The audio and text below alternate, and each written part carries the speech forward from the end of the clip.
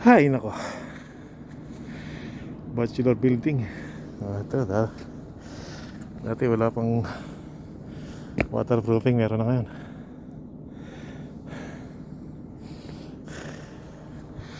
Ang gulo. Sabi penthouse gagawa, hindi na ngayon.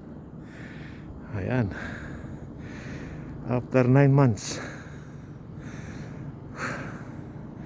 ganun pa rin, wala pa rin na bago. Ito lang, bachelor building,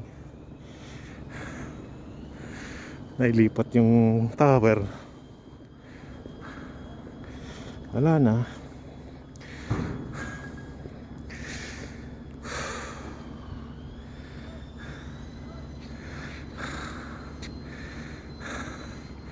Kahit kasal ng lumingon, disyerto.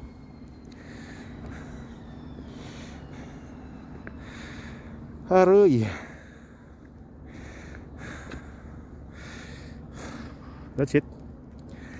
That's the update.